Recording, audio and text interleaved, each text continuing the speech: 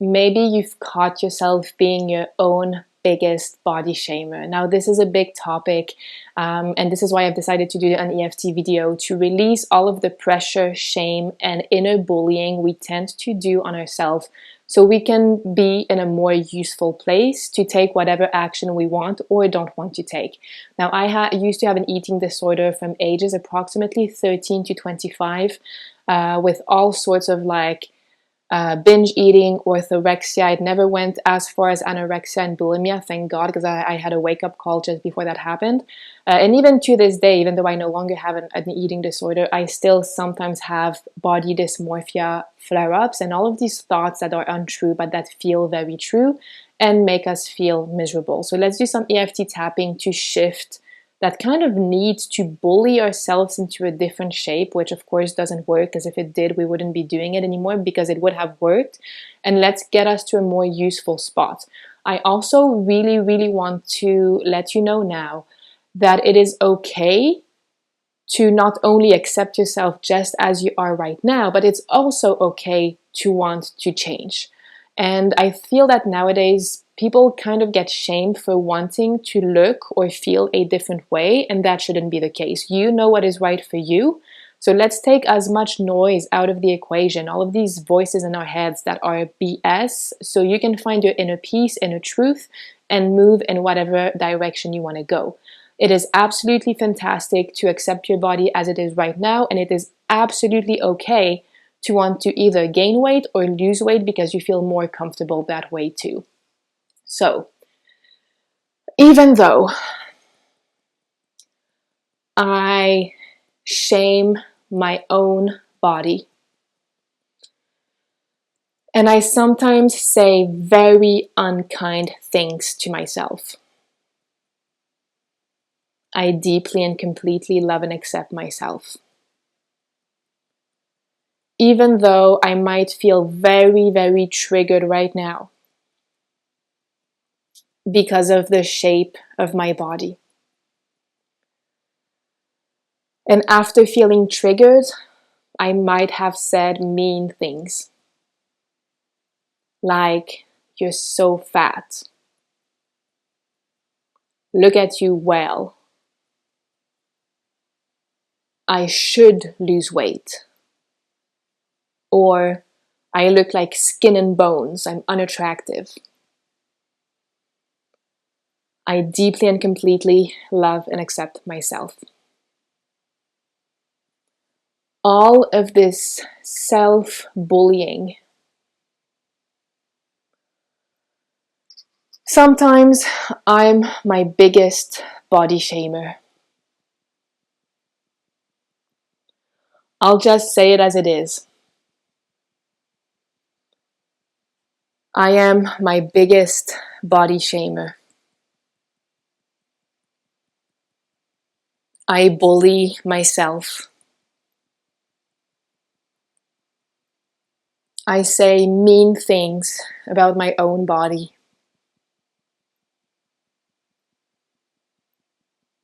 I notice awful things about me. And then I dwell on it for hours or days.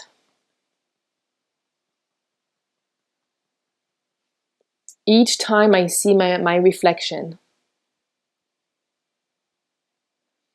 in a mirror, window, car window, it's yet another opportunity to feel miserable.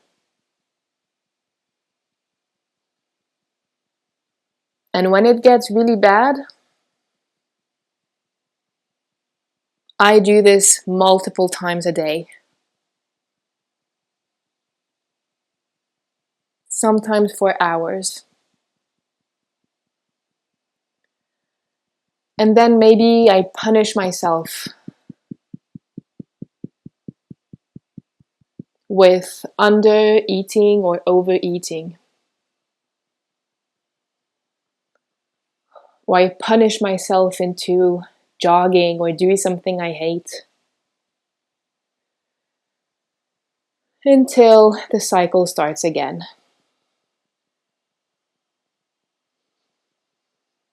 What I do know for a fact is that it doesn't feel good. And maybe this has been going on for years.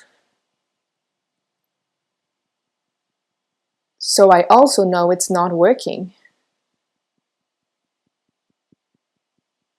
Maybe part of me thought, if I can just be mean enough, if I can just feel bad enough about my looks, that will motivate me into change. Bullying is the solution to all of my problems. Just like bullying kids makes them feel so much better. I'm becoming aware of this nonsense. And I wonder who taught me to talk badly about myself. Because no baby or toddler will say, I'm so fat or I'm too skinny. That is learned behavior. Maybe my parents made comments like, are you really going to eat that cookie? Are you really going to have more pasta? Or this would look so good on you if you gained or lost a bit of weight. I wonder who talked to them that way, or if they talk to themselves that way. So I'm choosing to do something differently. Because there is one fundamental truth.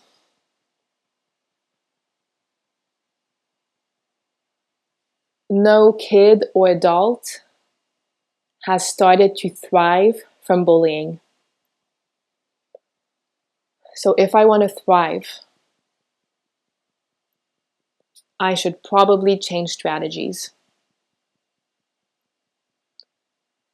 Feeling miserable is not an efficient motivator.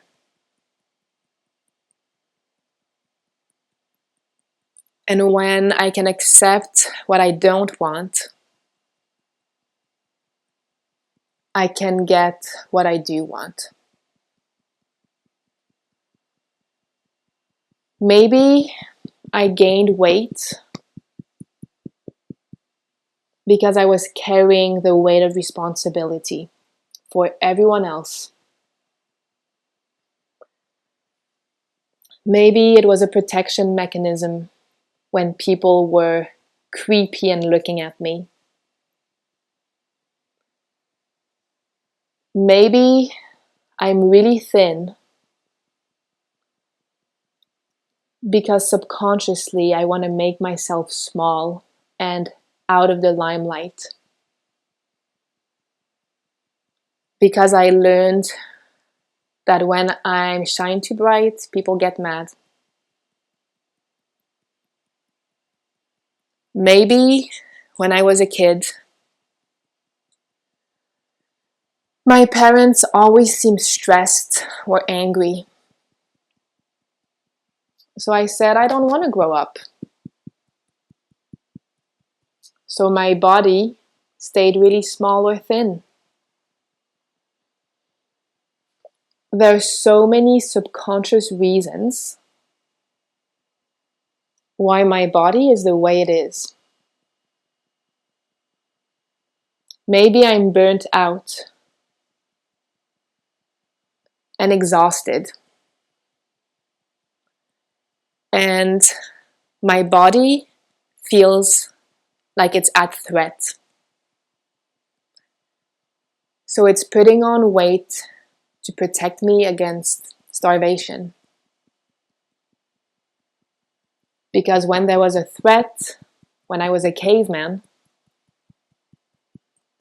it was often no food and starvation.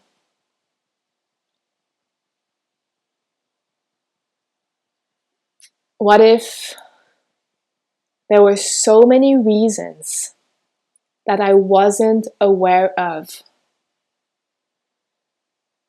why my body is the way it is? All of my cells are trying their best for me to be alive and well. And I've been bullying them and blaming them. So I'm changing things now. I talk kindly to myself. I choose to be grateful for the things my body allows me to do. Like sitting or lying down and tapping now.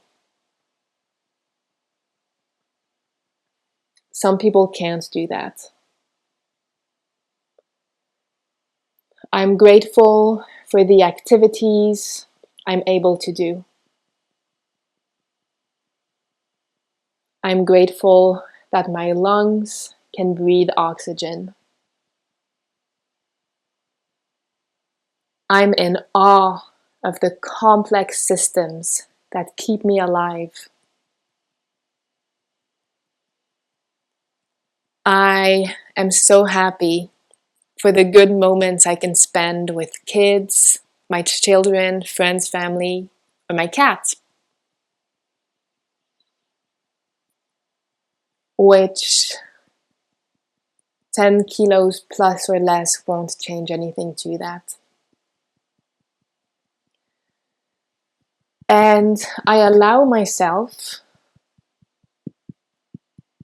to have a vision for my health and body without guilt.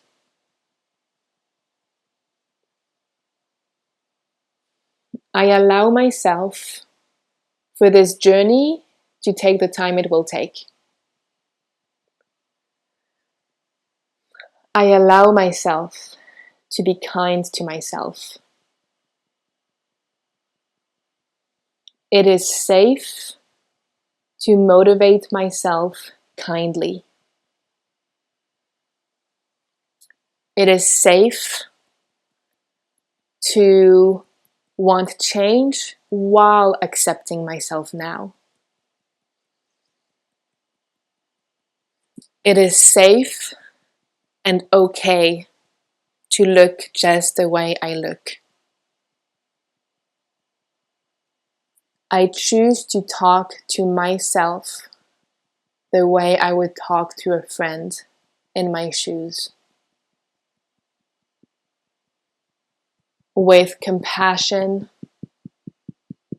with kindness, and positivity. My body has done its best with the resources I gave it. Bullying myself is not a resource, it's a handbrake.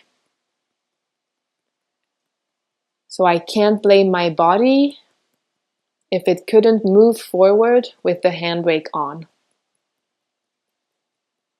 And I let go of that now. Okay, deep breath in and breathe out.